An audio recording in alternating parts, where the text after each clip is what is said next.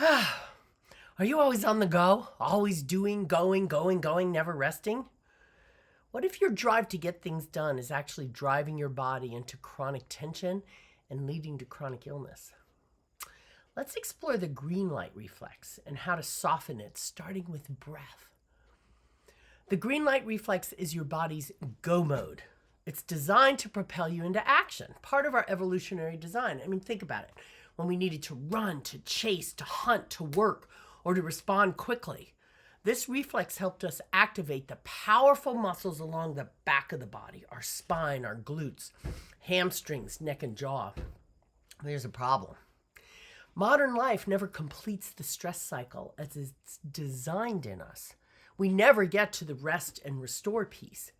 We get stuck in this reflex, and instead of short bursts of activation followed by deep rest, we live in constant stimulation. Emails, text, deadlines, alerts, social media, pressure to perform.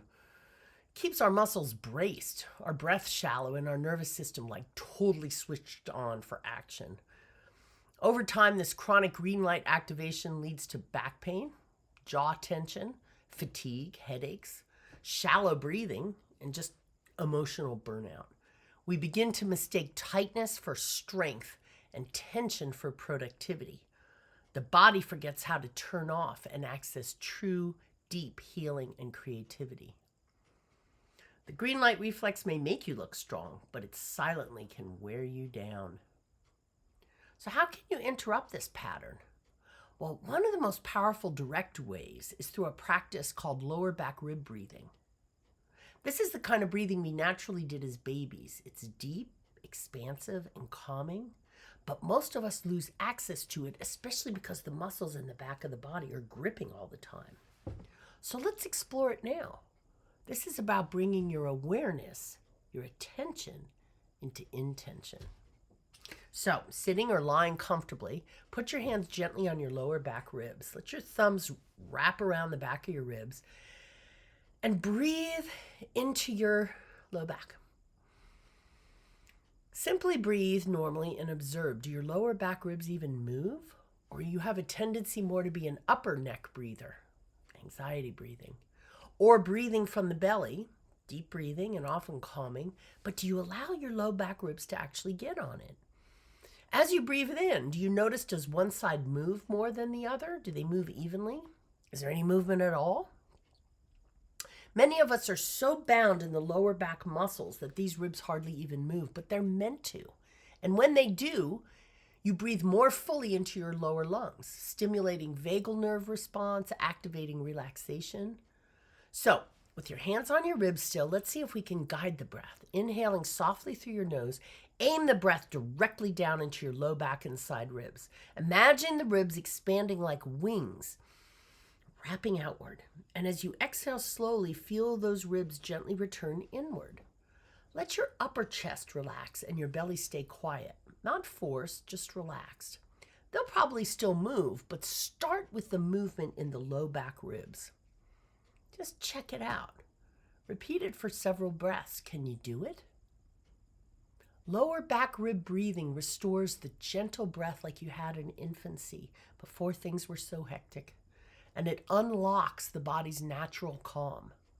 Studies show that diaphragmatic breathing, especially when focused on expanding the lower rib cage, activates this like sweet relaxation response in the nervous system called the parasympathetic response. It lowers your cortisol levels, improves your heart rate variability, which is a sign of health and vitality. It also supports emotional regulation.